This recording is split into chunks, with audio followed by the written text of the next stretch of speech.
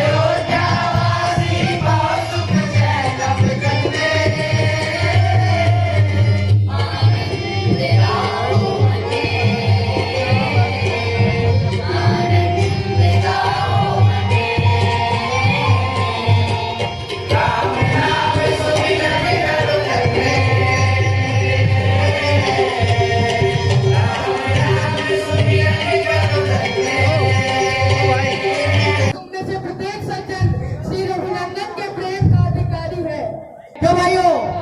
भीषण अन्याय जिसकी जय जयकार को सुनकर मौन हुआ रावण का डंका, जिसने कुल सागर पर बांधा जीत की दशकंदर की लंका। जिसने परशुराम को जीता, जितने शिव धनुष को तोड़ा, ऐसे नर नारी के मुंह में जितना अजरज हो वो थोड़ा। क्या कहा?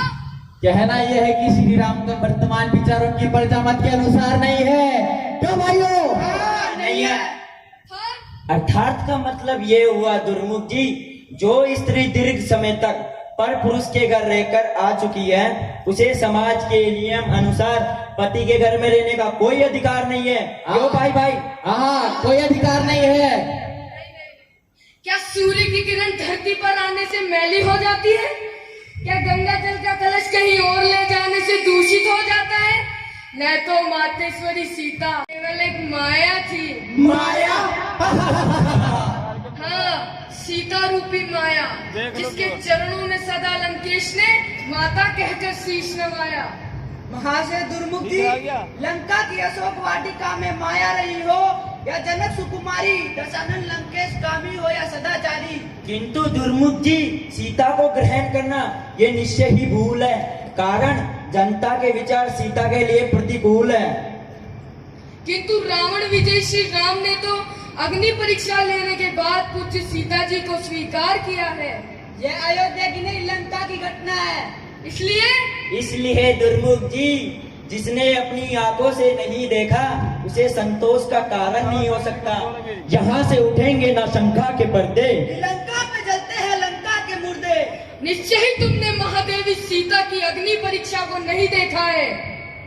क्षमा करना, इस साक्षी से केवल लोगों की श्रद्धा तो हो सकती है, बोलने वालों का विवेक तो नहीं हो सकता। क्यों भाइयों? चलो भाइयों, चलो भाइयों। ये मैंने क्या सुना?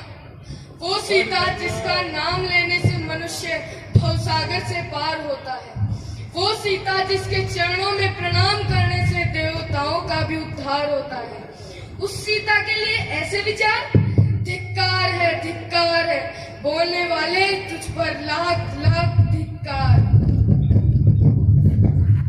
मुझे अपने अपराध के लिए क्षमा करो। क्षमा करो पुष्पलता का रूप धारण की हुई कटारी को, पति आज्ञा उल्लंघन करने वाली नारी को। नाथ, मैं इस अपराध के लिए आपसे क्षमा मांगती हूँ। जा, इसके बदले में मैं तुझे अपनी अंतर्गणा और तिरस्कार देता हूँ। ना वो सूली से मिलता है, ना घातक की कटारी से। जो दुख मिलता है एक संसार में एक दुष्ट नारी से। नाथ, निसंदेह मेरी भूल थी कि माताजी का बीमारी का हाल सुनकर आपसे आज्ञा लिए बिना पीहर चली गई, किंतु इतनी साधारण सी भूल के लिए इतना भीषण दंड तो उचित नहीं है। पति की आज्ञा के बिना घर से चले जाना, 2 दिन नहीं, 2 क्षण नहीं, 2 रातें और 2 दिन बिता कराना, क्या ये साधारण भूल है? ये तो महान अपराध है। चली जा पापिन, चली जा यहाँ से। कहाँ जाऊँ नाथ? रखो अपनी छाँव में, हाथ जोड़कर प्रभु गिरती हूँ आपके पाँव में। क्या तूने भी मुझे राम समझ रखा है? जिन्होंने श्री रावण के घर से आई सीता को स्वीकार कर लिया। तुझको चाहूं, काली छाई है जिसके काम पर, तुझको फिर घर रखूं, धब्बा है जिसके नाम पर। क्या तूने भी मुझे राम समझ रखा है? क्या था? राम के लिए पागलों की तरह क्या बक रहा है? चल चल, बढ़ाया महाप्रतापी राम। देख लिया आपने इन पुरुषों का विधान, जो नारी इनको माता बनकर जन्म देती है, पुत्री बनकर आज्ञा बारती है और पत्नी बनकर निस्वार्थ सेवा करती है। डसने वाले सांप से बढ़कर है पुरुष की घात की, इनका प्रेम और मुस्कुराना धूप है बरसात की। ये भी झूठे और झूठा इनका आदर सम्मान है। आओ बहनों सब मिलकर कहें, धिक्कार है, धिक्कार है। सुनते ही वायु लात से वृक्ष के पत्तों में अपना मुंह छिपाने लगे। क्या करूं वो शब्द जिनका सुनना पाप, याद रखना पाप, दोहराना पाप है। कहता हूं तो हृदय को घोर संताप होता है, और नहीं कहता हूं तो श्री राम के विश्वास को धोखा देने का पाप होता है। भिंड और बिच्छू के डंक जैसी हर अक्षर में वेदना है, और ये बात रघुवीर को बताना हृदय की रसना को छेदना है। कौन? दुर्मुख, तुम आए, सुनाओ क्या समाचार लाए। प्रभो, अयोध्या की प्रजा कुत्ते से भौंकना, गीदड़ से कलेजा नोचना और भेड़िए से दांत चुबाना सीखकर पशु बन गई है।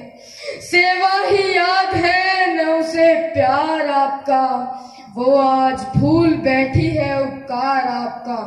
उसके हर विचार में काली की लहर है, बातों में डंक और होठों पर जहर है। क्या प्रजा के मुख से तुमने कोई कड़वी बात सुनी। क्षमा कीजिए भगवन, जो सुना वो कह नहीं सकता। क्या मेरे किसी विचार या राजनीति में कोई असावधानी आई।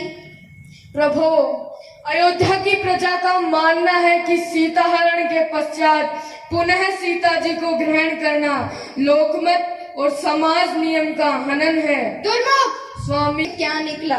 विश्वराग, वो राम से क्या चाहती है। प्रिय सीता का त्याग।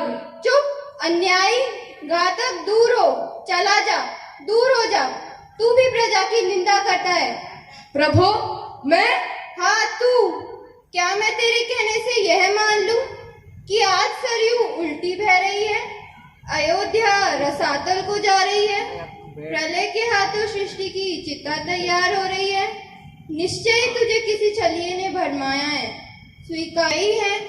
राम को जो जीने का सामान कहते हैं, इसी का नाम श्रद्धा, इसी का नाम भक्ति है। यही है वे मुख जिससे राम प्यारा राम कहते हैं।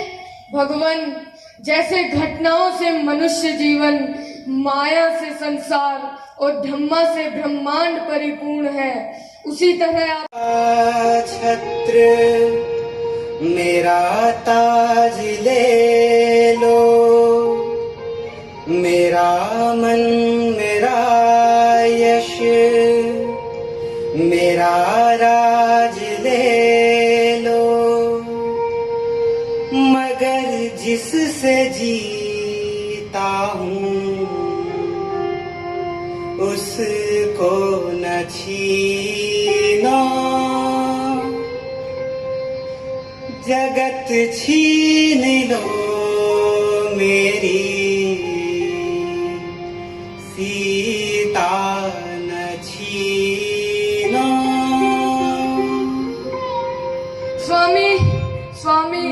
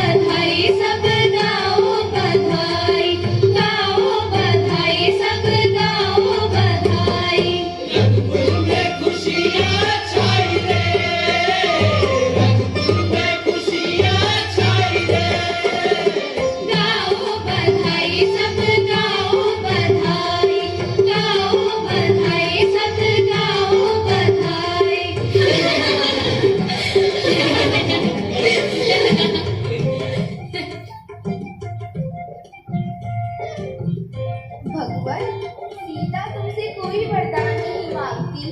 सीता की तो केवल एक ही प्रार्थना है, एक एक सांस लीन हो सत्य और स्नेह में।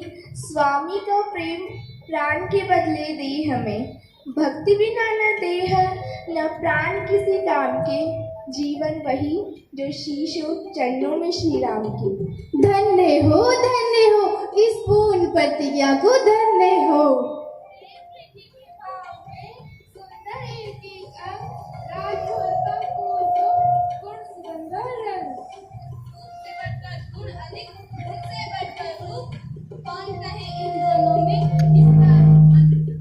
पाठ को देखकर ही दान देना चाहिए, मैं इन शब्दों के योग्य नहीं।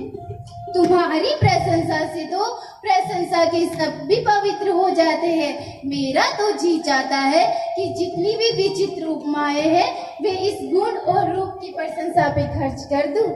किंतु बहनों, ये शब्द और ये कल्पनाएं फैल उठाने के लिए कुछ तो धन शेष रहने दो कवियों के खजाने के लिए। तुम सदैव अपनी बात की पक्की हो, जो बात कही गई बेकार है। लाल बने पग में मेहंदी की पत्तियां, अब मैं हार गई। सोने के दिन आई शादी की रतियां। लाल बने पग में मेहंदी की पत्तियां, सोने के दिन आई शादी की रतियां।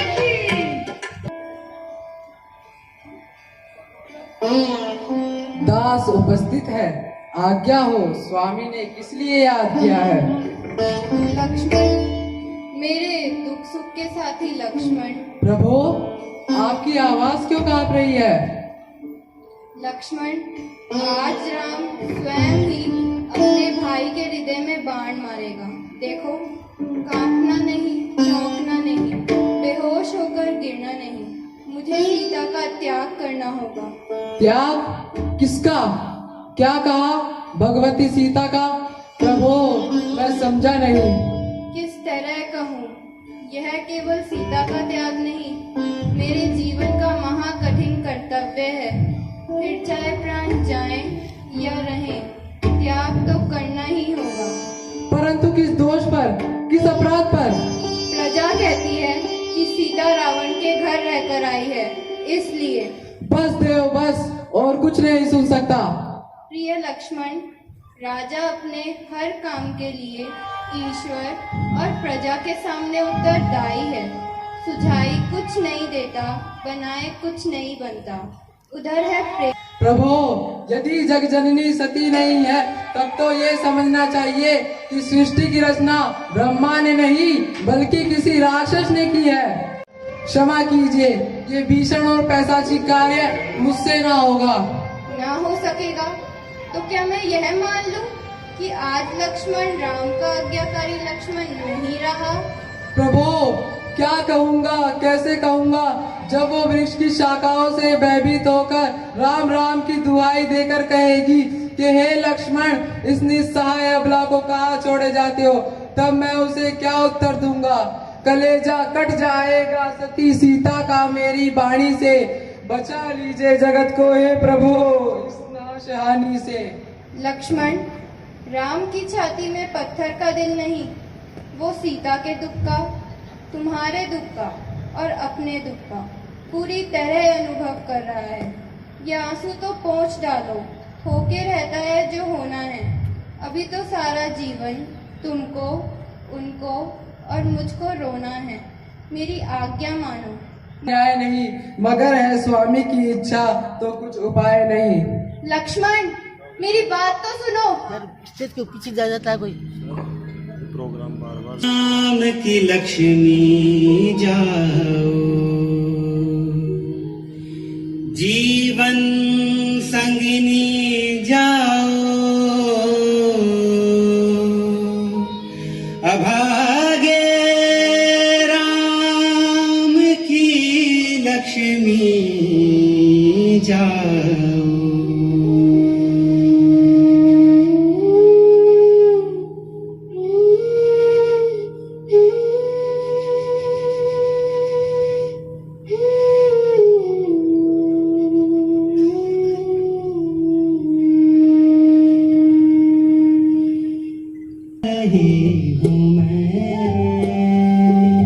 ये भी खबर नहीं है, ये भी खबर नहीं है, कहाँ जा रहे हैं, क्या हो रहा है दिल को, घबरा रही हूँ मैं, ये भी खबर नहीं है, कहाँ जा रही हूँ मैं। ऋषि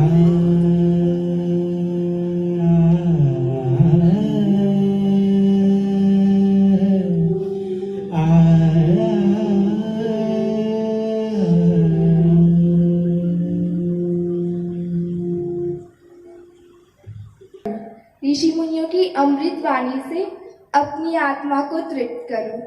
मैंने जिस दिन अपनी ये मनोकामना प्रकट की, उसके दूसरे ही दिन राघव ने दयापूर्वक मुझसे इच्छा पूर्ति का प्रबंधन किया। किंतु जब राम के इशारे पर रथ के घोड़े तपोवन की ओर बढ़े, तब ऐसा विदित हुआ कि मानो रथ के पहिए रो रहे हो। अयोध्या की ये भूमि रथ के घोड़े से लिपटी जा रही हो। सरयू की ये लहरें आग उठा कर मुझे आगे बढ़ने से रोक रही हो। जिधर देखा, जिसको देखा, आग से आंसू टपकते हैं। पवन, जल, फूल, पक्षी सबके सब रोते बिकलाते हैं। चली आई है रथ के पीछे पीछे ये आवाजें। ऐसा लगता है कि मानो बच्चे अपनी माँ से छूटकर निकलते हैं। माता। अरे लक्ष्मण, तुम रो रहे हो? अयोध्या में सब सकुशल तो है? सीता, शिरोमणि राम, वो तो अच्छे हैं। माता, ये अयोध्या नगरी बड़ी अभागिन है। ये अब दोबारा आपके चरणों के दर्शन न कर सकेगी। अर्थात लंका में रहने के कारण प्रजा के मूर्ख जन आपकी निंदा करते हैं। निंदा? मेरी निंदा? हाँ, और इस निंदा को सुनकर निर्दोष और निष्कलंक जानते हुए भी श्री राम ने आपका परित्याग किया है।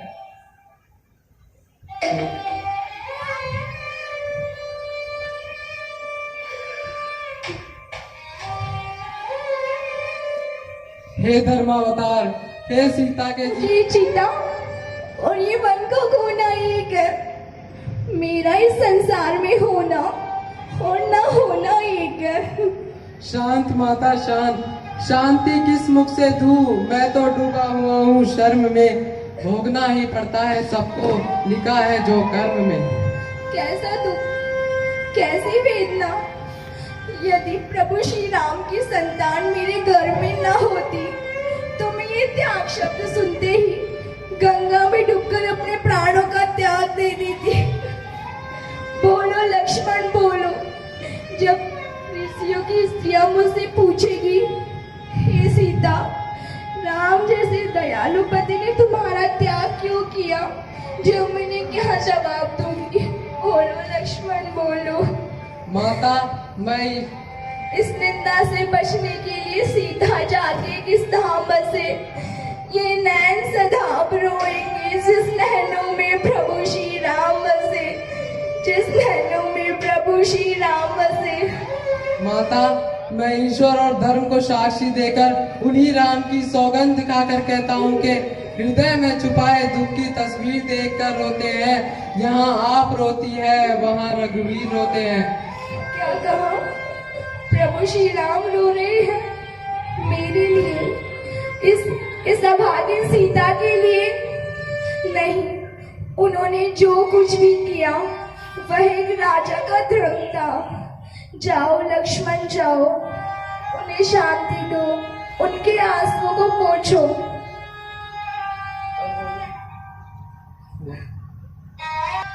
जब मेरी शांति गई, मेरी आशा गई, मेरा प्रेम गया, तब तू भी जा। हे सीता के फूले भाग्य, जब तूने राम जैसा पति मुझसे छीन लिया तो ये राम सुने जीवन, ये जीवन भी मुझसे छीन ले। हे यमदूतों, फूल पत्तों की तरह वन के एक वृक्ष से आकर कूद पड़ो।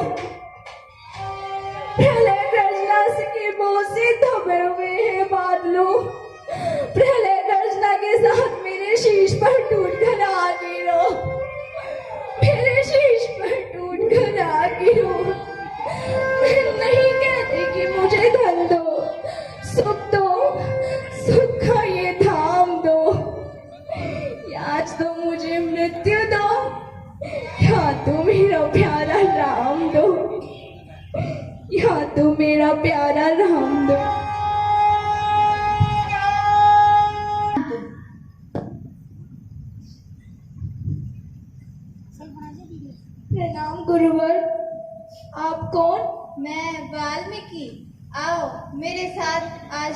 चलो।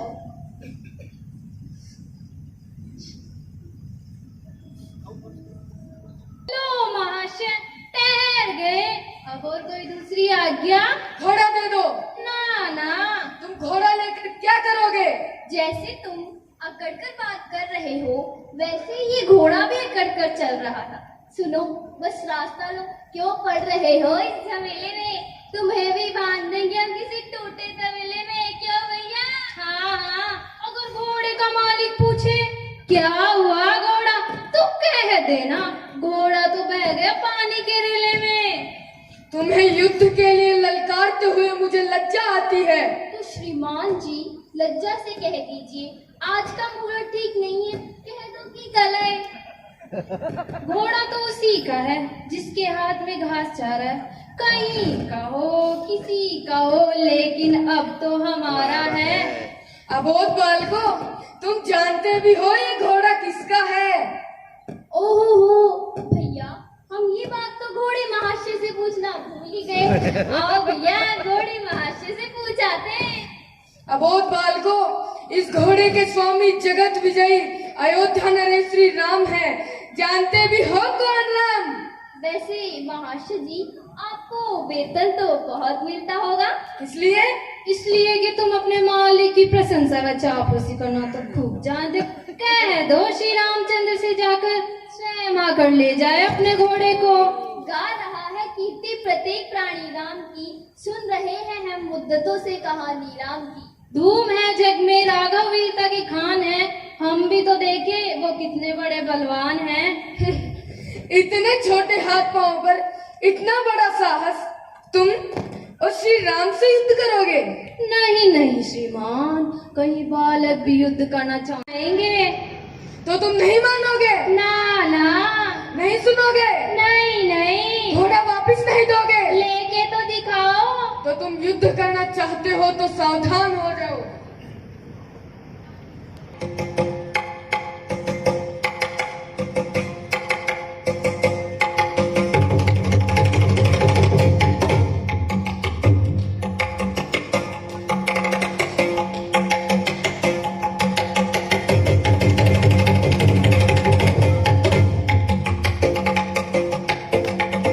आइए आइए महाशय, फल खाइए।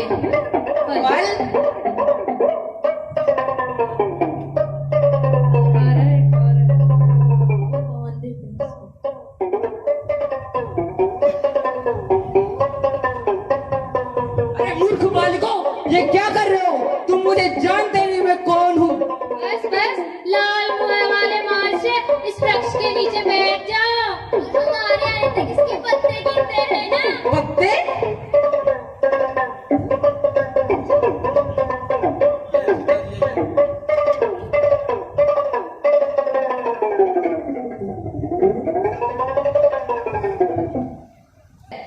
ये आज क्या है? तुम दोनों प्रातः से कहाँ थे? कहाँ गए थे? परीक्षा लेने। किसकी परीक्षा? माता के आशीर्वाद की। इन शब्दों का अर्थ? इन शब्दों का अर्थ यही है, जिस प्रकार आज तक हम दोनों भाई रामचरित्र गाया करते थे, उसी प्रकार अब अयोध्या वासियों को भी हमारा चरित्र गाना होगा। तुम्हारे होठों से पहली बार स्वाभिमान के शब्द सुन रही हूँ। हाँ माते, हमने अपने भुजबल द्वारा श्री राम का घोड़ा उनके सैनिकों से छीन लिया है। बस बस पुत्र, चुप हो जाओ, इतना भी मजाक मत करो। हमारे पास प्रमाण है कि हमने श्री राम का घोड़ा पकड़ा है।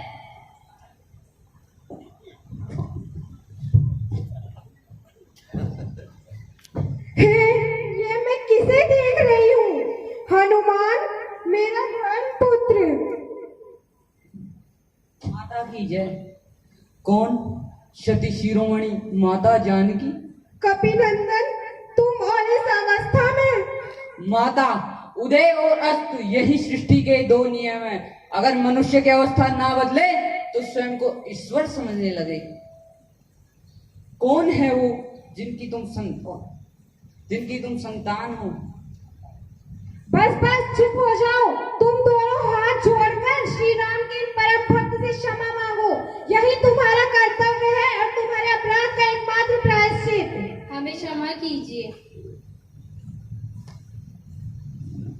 नहीं मातेश्वरी नहीं, इन वीर बालकों ने मुझे और श्री रघुनाथ की सेना को छल नहीं बल से पराजित किया है, इसलिए ये धन्यवाद के योग्य है।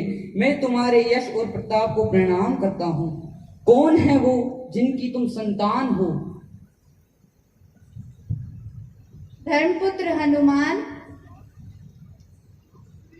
उस देवी का नाम पूज्यमय सीता है और यह दोनों रघुकुल शिरोमणि प्रभु श्री राम की संतान है। सीता के पुत्र, श्री रघुवीर के पुत्र, जय हो, तुम्हारे यश प्रताप की जय हो। मैं तुम्हारे बल और प्रताप को प्रणाम करता हूँ। चलिए माता, अयोध्या आपकी प्रतीक्षा कर रही है।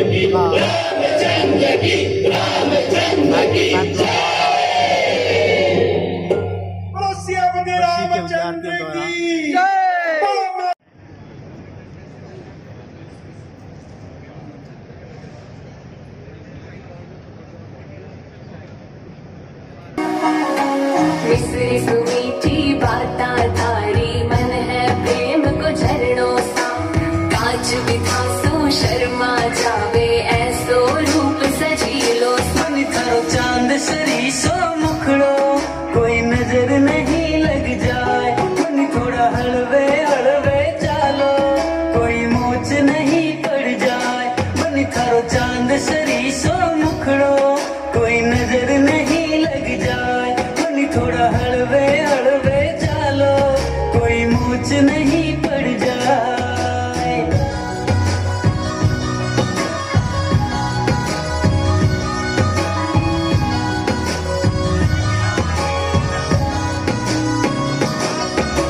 केसर की थे क्यारी लागो रंग भरी थे थाली सा खूब जाव सोनेर खा था न चाल थारी मतवाड़ी केस है कामण गारा बन कर केस है कामण गारा मारो तो मन उड़ जाए बन थारी आख्या है मतवाली बन थारी आख्या है मतवाली मारो तो मन बहकाए बन थारो चांद सरी सो मुखड़ो कोई नजर नहीं लग जाए बन थोड़ा हलवे हलवे चालो कोई मोच नहीं पड़ जाए। मिश्री सुमीठी बाता धारी मन है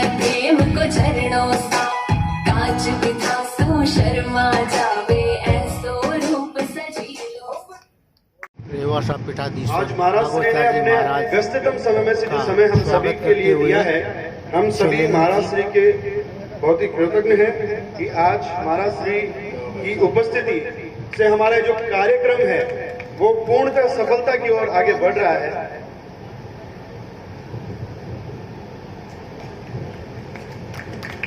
बहुत बहुत स्वागत और अभिनंदन महाराज श्री का।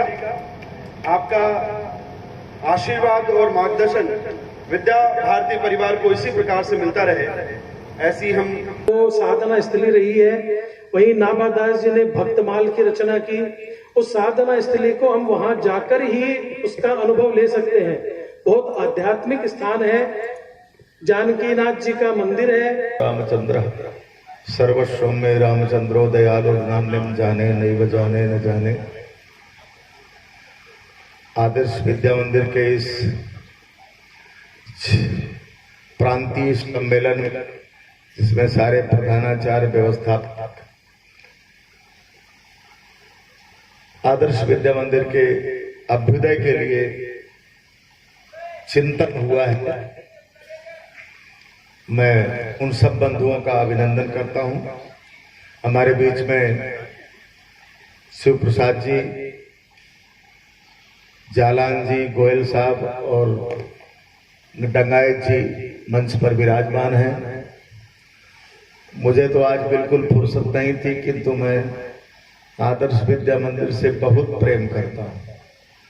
आदर्श विद्या मंदिर के प्रत्येक छात्र को मैं भारत माता की प्रतिमा मानता हूं और इसलिए सदैव जब जब शिवजी भाई साहब मुझे याद करते तो मैं जरूर जाता हूं। घटना लोसल की, सीकर में लोसल में क्रीड़ा प्रतियोगिता थी। कमेंट्री के लिए किसी बच्चे को खोजना था जो बहुत अच्छी फर्राटे की अंग्रेजी बोलता हो, बहुत अच्छे ढंग से हिंदी बोलता हूं।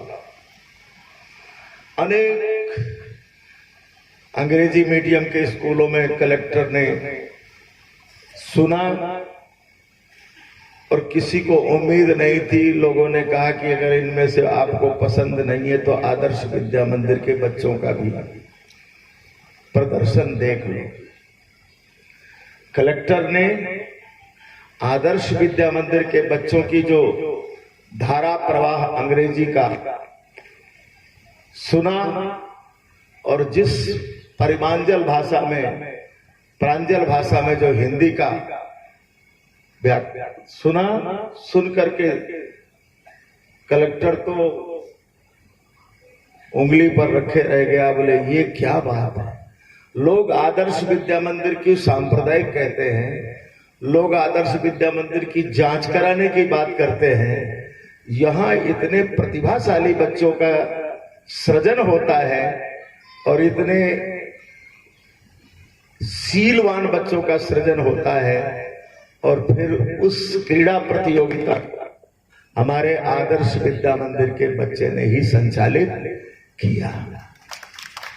निवेदन इस बात से कर रहा हूं कि हमारे जितने बंधु हैं अंग्रेजी विद्यालयों में या बड़े बड़े संस्था के लोगों ने जो बड़े बड़े विद्यालय खोले हैं, मोटी रकम मिलती है उनको, अध्यापकों को बहुत अच्छा वेतन मिलता है, किंतु ये हमारे स्वयं सेवक उनके सामने इनका वेतन बहुत कम है।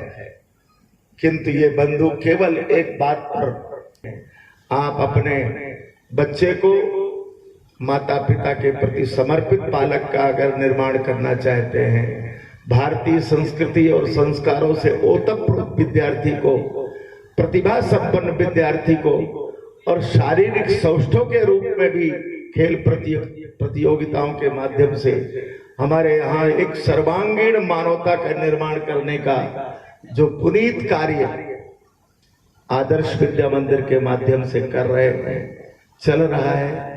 मैं समझता हूं कि यह देश का सौभाग्य है, परंतु मैं कई बार टीवी की